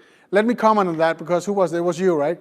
Because you asked the same question. So how obvious should we do the move with the other hand? I was like, well, this cheesy magician. Look at my hand. Right? It's too much. Yeah, and then we'll do like dress switching and assistance dancing and stuff like that. No, I want to be the mentalist who's actually being considered a professional, who could actually run a clinic and be professional, but not being a magician trying to be a hypnotist. I don't want to be a magician trying to be a hypnotist. I'm a freaking hypnotist playing around with mentalism. Okay? So I'm doing I'm doing it in an obvious way, but I'm doing it powerful. So I'm looking at it like that, but it's not going to be like Siegfried and Roy. It's just like that, and I'm doing it powerful, looking at the audience as I'm doing the poke on the back. Nobody sees it. But it's powerful because it pays attention to my one hand, but it's not like the happy magician or the Siegfried or the David Copperfield. More German-like, right? So do it in a natural way so your personality comes through with it, because I couldn't do the happy because it would be comedy mentalism. Maybe there's a market for that, but that's not me really. If that's your market, do it because it's freaking awesome. But it can easily become too cheesy and too much, and you don't want to be magicians trying to be hypnotists. You're a hypnotist playing around with mentalism or magic. That's way more powerful in my world. I'm not demeaning any magicians. I'm just saying. Yeah? Yeah, I would just say, if you're doing it as a demo, Yep. in a talk, you wouldn't want to be exceptionally. True. You're establishing credibility. And that leads me on to another thing I want to comment on before we do the break. Some people go, well, that is cheating. I'm like, yeah. Yes, it is. I'm not claiming this is hypnosis. I just claimed I want to give you an experience that you can't figure out. And if you can't figure out what happened, that means you opened up your mind, and it makes it easier for me to work with you in 5 minutes from now. So do you want that kind of experience? That's my promise.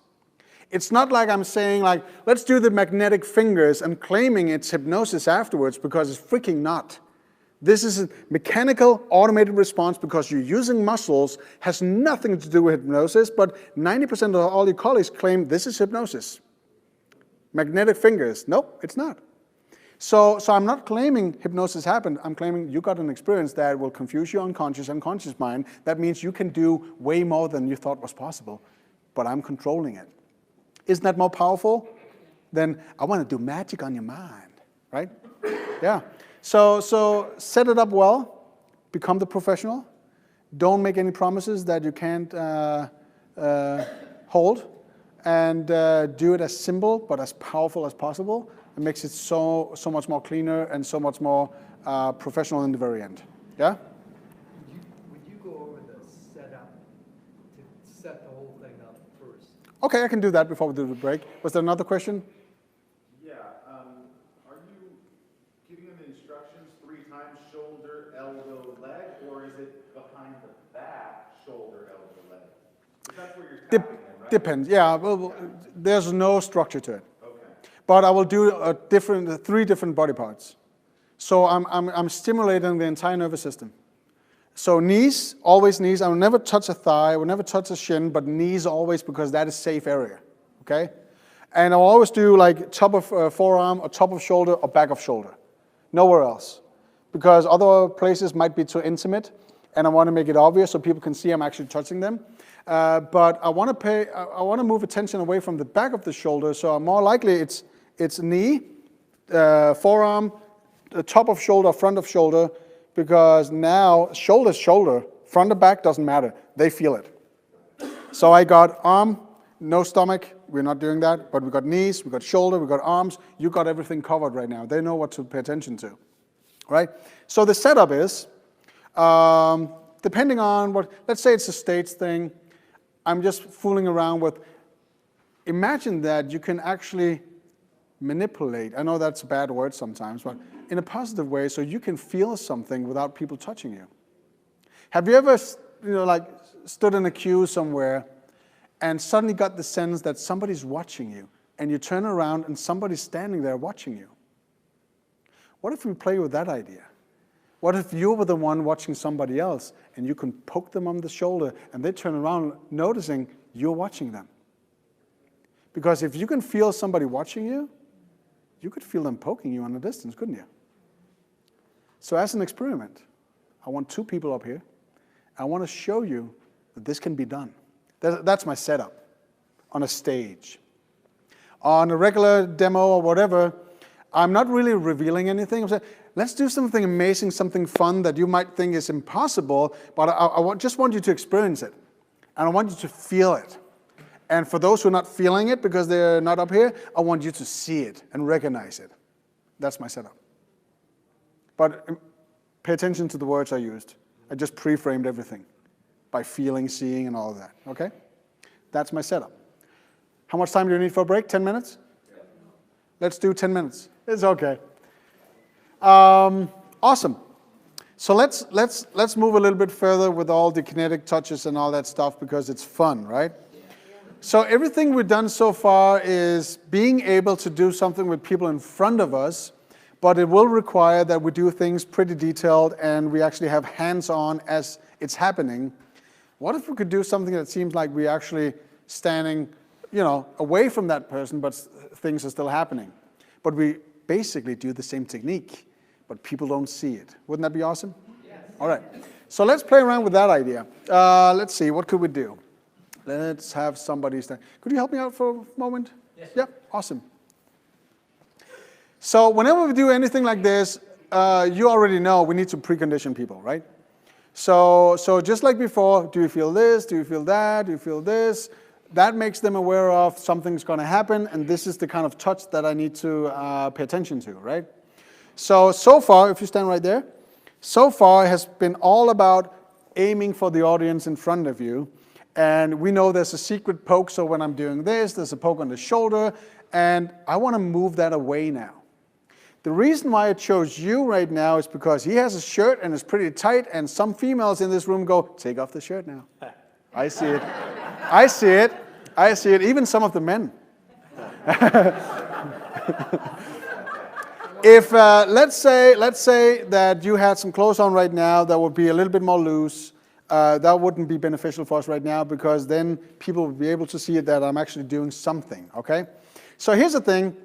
People will notice if I do this, I'm probably doing something with my right hand, correct? Because that's your attention right now. But what if I'm doing something like that? I didn't do a touch, did I? But I actually did.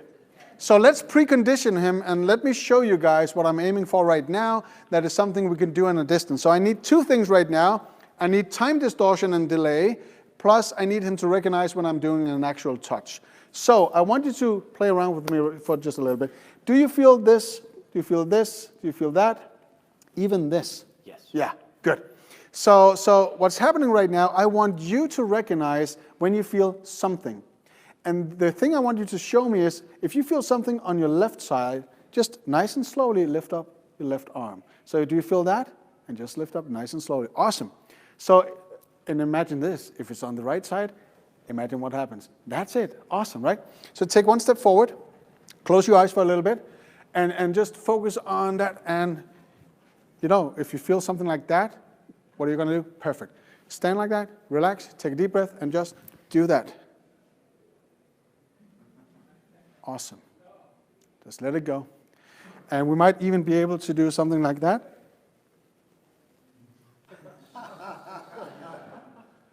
And let it go again. All right, open up your eyes. So what people are seeing right now is me standing out here because there's a delayed response. And when you start moving, I'm doing that. So people kind of like see I'm pulling up your arm like that. But what I'm actually doing, let's do it like we did before. Let's turn you around. These are the magic keys right now, okay?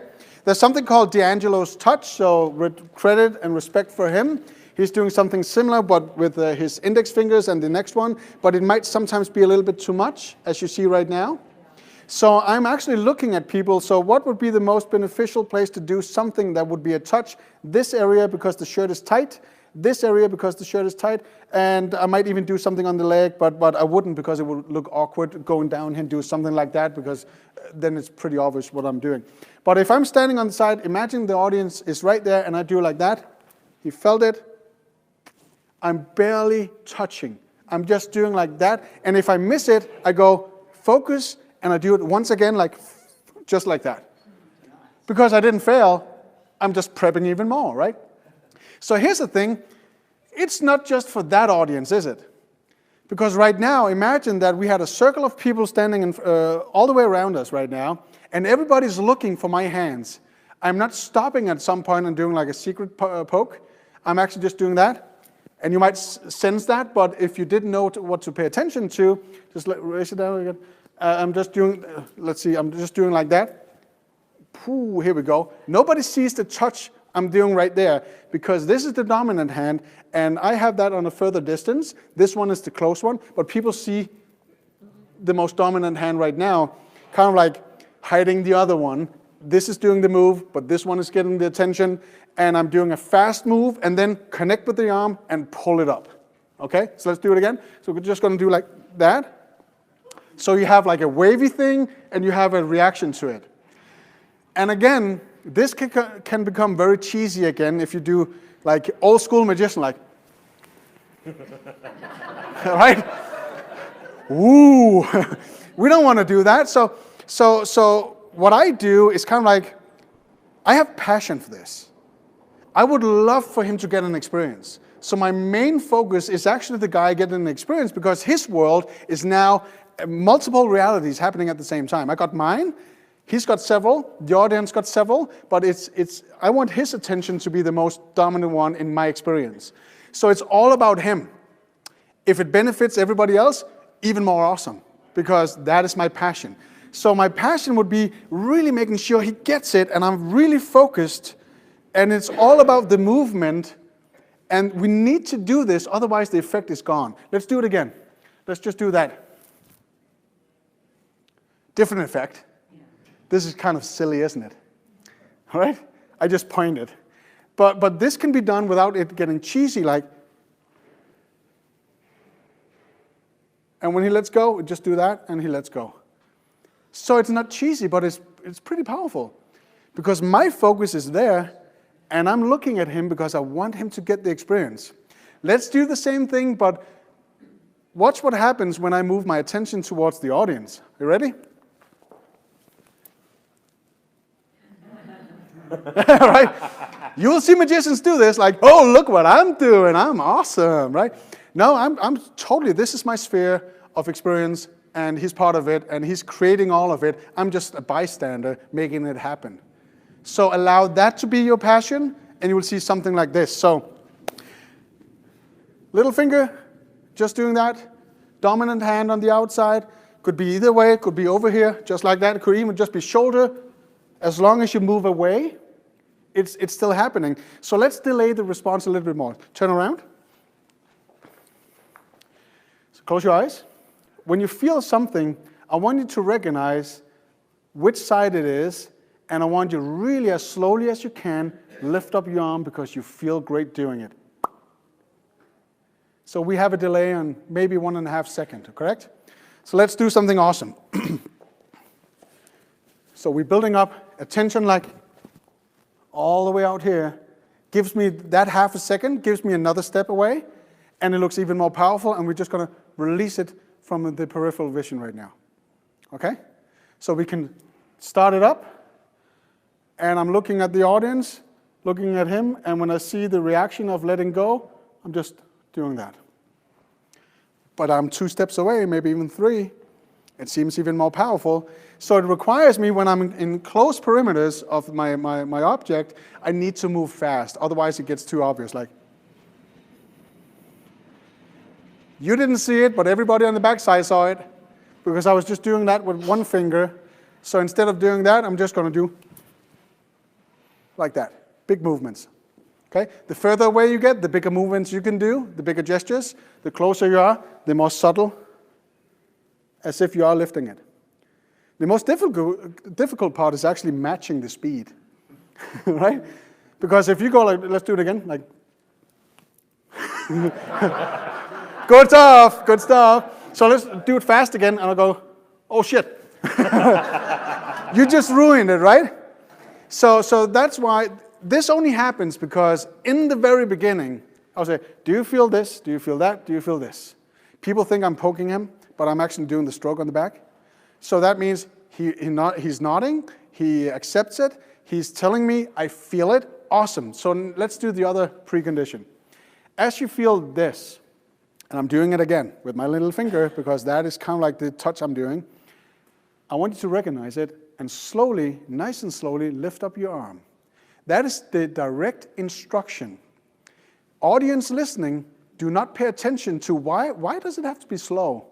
They don't get it. It's not for them. They think it's kind of like a process. He's feeling it. It's awesome. And they're all paying attention to me actually touching. And when you feel it, nice and slowly, just move it up. That is reality right now. Correct? Okay. Close your eyes. Just stand there for a little bit. Just feel this. Just nod your head when you feel something happening, like it could be your chest, could be your mind, could be anything. When you feel a change, just let me know. Yeah, that's right. We got it. You just focus on that, and we're just going to do, yeah, just like that. Right? I did the exact same thing, but it was preconditioned because of my instructions in the very beginning. And that is a totally different reality, but it's the same thing. This second part was for you guys to watch.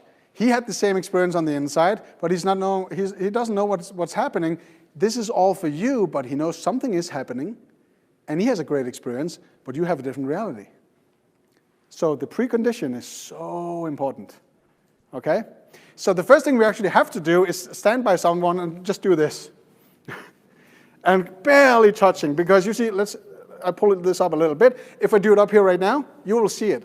Okay? Because you can see everything moving. So you need to aim for the part with less looseness in the cloth, and you can see skin being tight right there. So you just do that, nice and easy.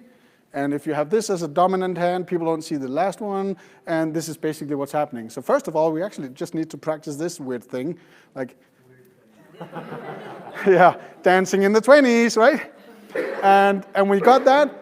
We need to work with the precondition. We need to set it up right, and we need to be able to actually do the step away from them and actually make it happen and follow the pace and the speed and see how good it looks. That's basically it. Yeah. So the precondition game, because I actually did think you poked him in the back, but I want to be clear, you didn't. I didn't. Right. I didn't.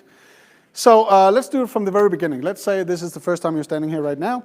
So I want to show you guys something that might seem a little bit crazy and awesome at the same time. You will have a great experience though. All right. So first of all, I just want you to stand there, feel comfortable, take a deep breath. And I want you to pay attention within your body right now. Do you feel this? Yes. Do you feel that? Yes. Do you feel this? Yes. Perfect. Okay? That was the poke on the back. People think it's a poke, it's actually a stroke. Okay? So I want you to close your eyes in just a moment. When you feel something similar, I want you just to lift up the side. If it's on the left side, lift up your left arm. If it's on the right side, lift up your right arm. Nice and slowly. Just recognize it. Okay? Close your eyes right now. Here comes the precondition of the audience. I'm touching. He's lifting. I'm not doing anything else. I'm just recognizing it. Awesome. Now we know left side is working. Right side. Awesome. It works. Now, he's recognizing the touch. You guys are looking for the poke. Now comes the magic. Okay? We have to set it up like this, otherwise it's not working. That's me, I don't know. If any one of you ever seen me do a stage show, like stage hypnosis, I don't need music. It's all sounds in the microphone, I don't know. Too much police academy when I was young. Yeah. Winslow, yeah. Yeah. Yeah, that's Winslow. So that's basically it. So what I want you guys to do right now is pair up 3 or 4 people. Yeah? One question. The cue for lowering the arm. is wait for him to do it. Oh, okay. Because if you actually paid attention, I never told him when to do it. So if I'm doing this and he's just lifting it up, just hold it for a moment. At some point, he will just let it go again, and I'll just follow. And I will go, that's right. That means next time he's not holding it for any longer. He might even do it a little bit shorter. That's good. And if he keeps standing there, and that might look awkward, let's say you're standing there right now, I will go and just relax. And I'll just follow it. So it still seems like it's a gesture, but it was actually just a suggestion, okay? So this is so basic, simple, but it requires a little bit of fine touching and stuff like that, small details, but it's so powerful when it comes to an audience, because this kind of touch, the ghost touch you're doing right now, you can do that with audience standing 2 feet away, looking at every move, because they don't see that one. They think it's out here, it's not that one. So powerful, okay? Let's have fun with it. Let's spend 5 minutes, 3, 4 people, do the strokes, the touching, and all of that, and see what happens. Alrighty. Wasn't that fun? Yes. So many good questions also, because apply to this is, as long as you feel comfortable doing what you're doing, that means your audience will feel confident and comfortable with you doing it. And as long as you keep focusing on the person that you're working with, and they feel comfortable too, nothing's gonna hurt you. You will see different styles in a room like this. We're all different in the way we do it. Some people are very theatrical about it. Awesome, because it's part of their nature, that's part of their personality. And if they feel comfortable and they're smiling, have a glimpse in their eye, hey, everybody loves it. If you're doing something and you're not feeling comfortable and there's kind of like a pattern interrupt in your own flow as you're doing it, people will notice something is wrong. And they will start looking for the things you didn't do just before, but you start to do now, because now it's going to be detective work figuring out what you did instead of just accepting the entire experience. Same thing goes with fast hypnosis on the street, on the stage, right? Same thing goes. If you suddenly do something that's out of the ordinary, or it's not part of your personality, people go like, what happened? And they're not paying attention to the actual show, but they're paying attention to what you're doing and what might be wrong. So keep the flow within it. And when you do this, the kind of like the swipe or the stroke or whatever we call it, do one movement, grab the arm, and then do the pull. Because that seems so much more powerful, okay? We had some good questions up here in the group saying, well, what about if you stand right behind people or in front, or if you go in front or to the side or whatever, does that mess up anything? Well, it depends on where your audience are.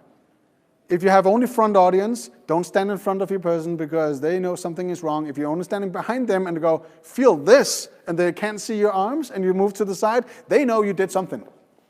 But you can stand with one leg behind them and do a move, and then grab it, because now they pay attention, and then pull the arm.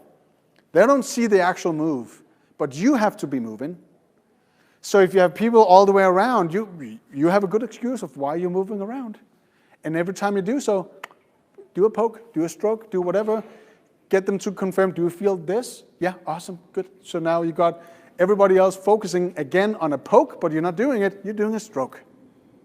Okay? Ken asked the question, so what? You did the poke, and then a stroke? So yeah, but my movement with my body is the exact same thing as if I'm doing another poke. So people count poke, poke, poke. No, I'm doing poke, poke, stroke. That's what the audience are getting. The one up here just feels something, and them feeling something is making them move the right arm or the left arm. So to them, it doesn't matter. To you, it does. I'm hiding my stroke, my swipe, whatever. I'm hiding that. I want people to look for the poke because it's not going to happen. So it's You make it look easy, I want to tell you. well, I've practiced quite a bit. Last year, me and Mariana went to see a showroom in Vegas with a guy called Simon, and he's been in the business for years, man. He's been doing Vegas shows and all of that, and he's like, hey, I saw you did something with the kinetic touch. Could you show me? And I showed him this, and he went like, I can't figure it out. How do you do it? And it was all robotic when he did it, right? And I'm like, well, you need to go practice, dude, right? Because here's the thing though, be excited when you do it, because if you're excited, everybody will love it. And if you're excited, you have an excuse of moving, right? You could start out slow by explaining something, and do you feel this, do you feel that, and then, oh, it's going to happen because do you feel this, do you feel that, and now you're moving, and you're getting all excited, and when they do suddenly a subtle move within all of your excitement, and you're doing this, wow, it's just going to totally go through the roof of awe from the audience because they can't figure it out. Make sense? So these are all the little teeny tiny basic things that we can do without props and stuff, but it's fun, isn't it? It's powerful. This is clean mentalism from way back, but with a modern twist to it, right? So, what if we actually stepped into the more, let's use a different term, modern type of mentalism, where you actually might want to need some props or something else, so you can give another experience, because I'm gonna show you guys a couple of things. Just gonna show it. Then I might explain it and give you some insights on it. So now it's more like me demoing stuff for you guys to know and be inspired. And then we can do some Q&A in the end. Would that be okay? Yeah. All right. And there was another one. Let's see, where was it? I got a question. What about losing credibility? If you're a professional hypnotist, you see clients, and now you're a mentalist doing weird stuff, would you lose credibility? No, not if you still keep focusing on what is the purpose of it. If you're not promising anything that it's not, like saying magnetic fingers is me doing hypnosis on you, because we know it's not. It's just an automated response within the mechanics of your muscles. So be straight up, be honest. So what about, I'm just showing you that there's different realities happening. The reason why human beings have issues and problems is because that person is one reality, everybody else is another one. So they don't see everything. That's why they need people like us to open up their minds and see the entire reality that's part of their life, so they can choose differently. What if I could show you those types of realities, the different ones, right now? So you could be standing here knowing what you know, feeling what you feel, but at the same time, you will know something else happened. Everybody else will see it. What if I could give you that experience right now? We can call it modern mentalism. It's still hypnosis. It's an illusion. It's me messing with your mind, but you will feel all of it and you'll be present the entire way through. Would that be okay with you? Yeah. So is that losing credibility? Not really. It's me being a professional, just actually calling it what it really is. I'm not like, hey, I'm going to read your mind in a moment. You can't control it. Don't think any naughty thoughts because I will know. So we just lost all credibility of being a professional hypnotist. All certifications gone because I'm reading dirty minds of my clients, right? No, that's not what we're supposed to do. So be respectful towards your audience.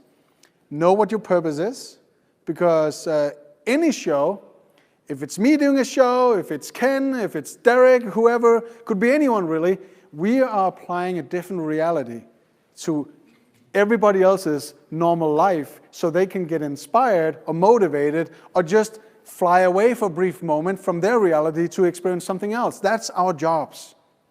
As a therapist, that's also our jobs, right? So think about that. It's not the performance. It's not the move. No, it's all about showing something that's different. And you know, I used to be, well, you might not realize this, I hate people. And I mean this with love, actually. I hate people. I'm antisocial. But when you guys see me on trainings or on conferences, I'm very social, but I don't like it. But it's part of my job and my passion, so I enjoy every moment. But whenever I have the chance, I'm leaving. I'm not joining lunch. I'm going somewhere else because I need my quiet time. And I need to recharge because I want to be my best when I'm in front of you guys. So I will make my own choices throughout the day. And partying, I'm partying right now. I don't need everything else. I'm partying right now. So me sharing stuff with you guys is my party. I love it. If I have time and energy to do fun stuff at the bar, I'll do it. But suddenly I'm gone. I'm not saying goodbye, I'm just gone. So I hate people, but what I do enjoy is adding realities to everybody else's reality. That's my passion. So whenever and it's not about satisfying the entire audience. Way back when I started doing lectures and talks or whatever, I was all nervous. Like, oh shit, what are people thinking? What if somebody is skeptical? What if somebody looks at me weird? What if somebody sits with crossed arms like this? What would I do to satisfy that person? Well, first of all, if I'm trying to satisfy that one person, I'm losing everyone else. It's not my job to convince anyone. So the word convinces in hypnosis, fuck it. Out of the way, because you don't have to convince anyone, because if you're trying to convince someone, it's already a battle and you will lose no matter what. But if you can change reality and make them curious, that is something different, right? It's not a convincer. It will be convincing, but it's not a convincer. So I'm really keen on words, as you probably noticed, right? So the way I reframed this was, I asked myself, so what is it really that I want when I'm getting in front of people? Well, I want to, change people's lives. How can I do it? By focusing on every single one? No. My audience is my audience. I can only change everyone if I'm true passionate about what I'm doing. So how do I know if I'm true passionate about what I'm doing? Well, have you guys ever been really passionate about something? How does that feel? Right. So think about this. Would that be the same kind of feeling or reaction within your body as if you were nervous? Well, it is to me, though. So if I'm really excited, really passionate, I start to shiver a little bit because I feel it. Dopamine is running through my veins. Adrenaline is running through my veins, makes my body shiver. My stomach is doing weird stuff. I'm all, stuff is happening. I feel my body. That is the same reaction I have way back when I was nervous. So I asked myself the question, how do I know I'm not just excited, but nervous? Like, well, most people say, are you nervous? So I just changed the reframing to, I think I'm really excited because I'm passionate. If I wasn't passionate, I couldn't feel my body. So the first thing I do every time I stand in front of you people, I look at my feet, say, do I have something on my heart I want to share with you guys? Yeah. Is that true passion? Absolutely.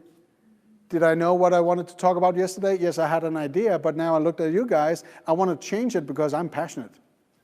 That means I own the entire freaking room. I don't care about the one person going, oh, I don't like you. But still, in 10 years from now, you will think about this, and that'll probably change your mind a little bit. That means I win. Right? Because if you didn't want to be here, you had left already. But that would change your mind anyway, and your life, any way of thoughts. So thank you for being part of my life right now, right? So think about that. It's not about pleasing people. It's all about being passionate. Do you have it? Do you feel it? Well, isn't this weird? Because that was the feeling of being nervous like 10 minutes ago. Now you're just passionate. It's freaking awesome, isn't it? Try not to be passionate right now. Try all your best. Okay. All right, so let's move into a different direction. Would that be okay with you guys? Yeah, would be awesome. All right, so what are we doing? Let's have fun with something because there's so many ways of doing weird stuff.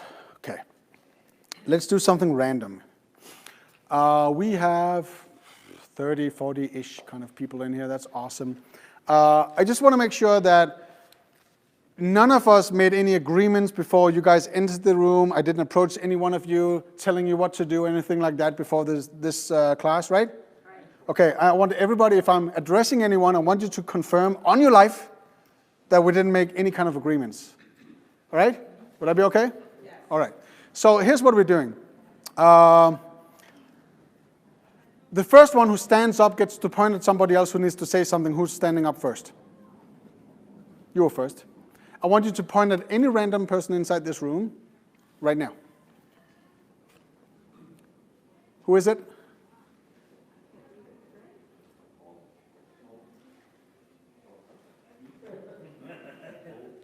Paul? Hey, Paul. Please stand up for just a brief moment. Give me a 4-digit number. Could be any number whatsoever, not your PIN code, not your credit card, anything like that, just any random that pops up into your mind right now. 5319, is that it? And it was Paul? 5319. Does this number mean anything to you? No. Not at all? Just random? Nothing in particular? Awesome. You get to point at somebody else inside this room. Anyone. Yep. And that's one of my students, Martin. He's awesome. He's from Canada. Name, brother. So what should we ask you? If you could snap your fingers and be anywhere in the world right now, where would that be? Paris? Wow. Why Paris? First thing I think about. Okay. Ever been? Once, when I was about 16. A lot of change since then, I'm just saying. I want you to pick somebody else inside this room. First of all, but there's going to be some conditions now. How many of the guys inside this room right now has kind of like an old school wallet in their pockets or whatever? Like a good old school wallet. Somebody there in the back, somebody in front. So keep your arms up. Martin, you get to pick any one of these amazing people as long as you have your wallet with you, because I'm going to use it for something amazing in just a moment. So who are you going to pick? Scott.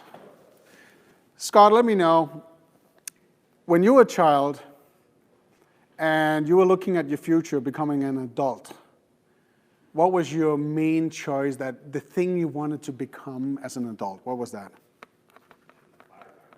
Oh, firefighter. Why firefighter? Why not policeman or something like that? Okay. Did you actually ever pursue that kind of career? No. Not at all?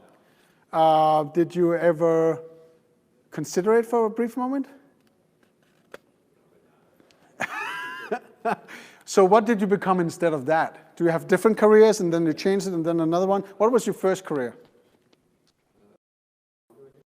Okay. What kind of business?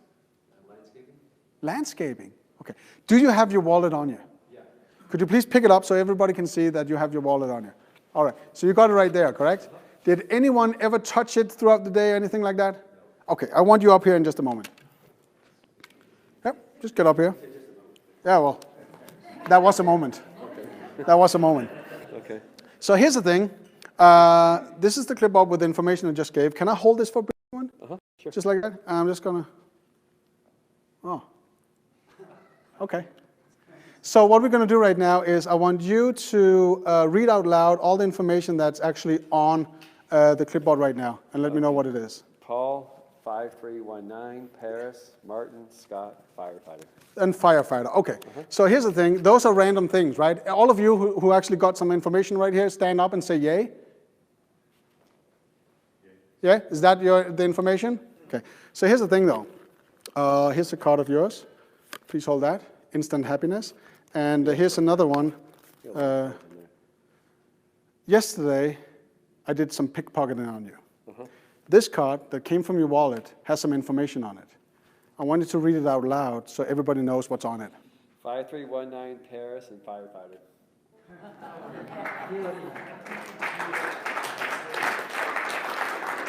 Thank you. Thank you. Don't leave him hanging. Okay. Okay. So that was kind of nice, wasn't it? Yeah. All right. So what happened? I think I know. Yeah. What happened? You've got a little thing that you put on the thumbnail. No. No? No. You wrote the card while you're writing. Sorry? While you're writing the clipboard? That's one thing, but how did it actually end up in his wallet? You palmed it when you opened it up. No? No. You inserted it in while you were distracting us with the questions and you were reading the answers. But how? Put the side out and I saw the edge flip out as you pushed. I couldn't tell, couldn't see it. Mine was sort of people apart.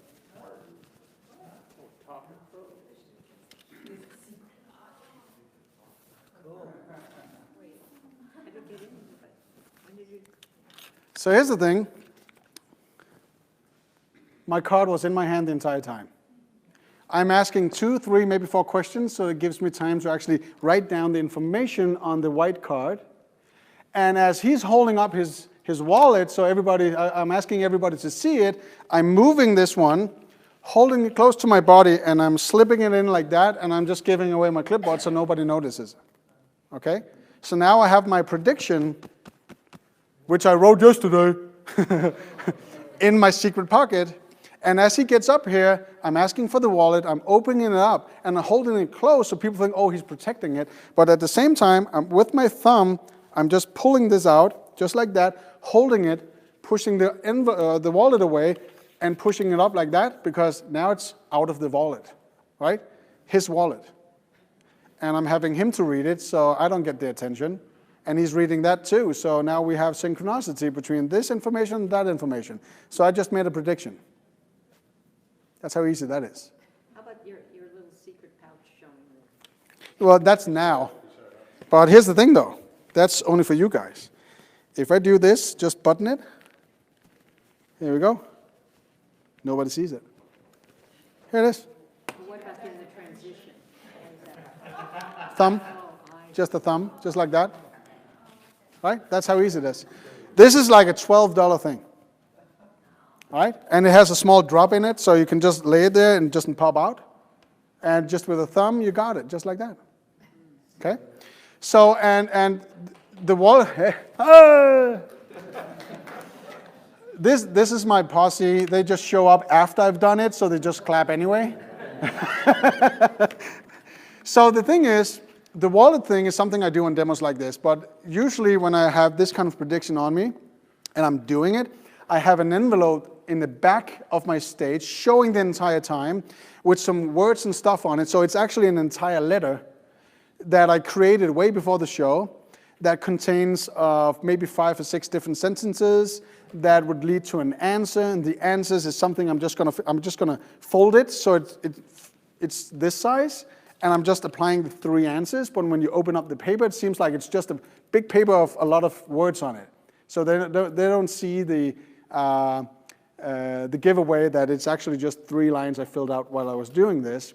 And since it was in the envelope the entire time, people don't get it because they see it, but there's a secret back to it. So when I pull up the actual paper within the envelope, it gets hidden within the flap. But I'm holding this on the back side, I'm just pulling this up instead, and nobody really gets it. That's how you did last year. Yes. Yeah. Yeah. I wondered about Yeah, there you go. And people go, how did you know that? Because it was random. I say, yeah. That's my answer. Yeah. But how? Exactly. Right? and you know, whatever, here's the thing though. I'm not claiming to be, you know, when people actually ask me, what I do give away is, if you're correct, I will look at you and I will say, yes. If you're not, I'm just going to nod my head and smile, because that means you have a great creativity and a great mind, that you can figure out all other ways of how this might be possible. But if it's not true, I'm not going to give it away. If you're on point, you'll get a pat on the shoulder, and I will say, awesome, right? So that doesn't give away the magic in it, but how many things actually happen right now? Let's say this is just a basic mentalism trick.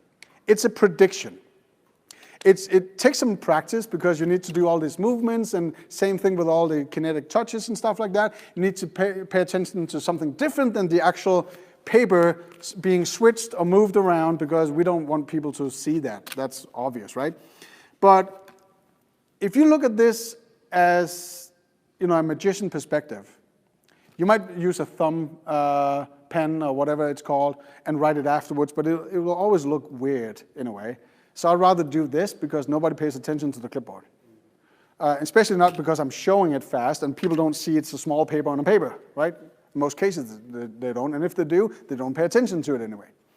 But did hypnosis happen? Honestly, did it? Yeah, at some point it did. Some people were tranced out, some people weren't, but there was different levels of trance being present in the room. Was there any illusions? Oh yeah. Were there any physiological manipulation of, especially the last one, Scott? Oh yeah, absolutely. Was there plain old textbook mentalism? Okay, yeah. So it's not about the tool, it's all about the experience. Okay? So people go like, oh, you're a magician. I can say honestly, no, I'm not.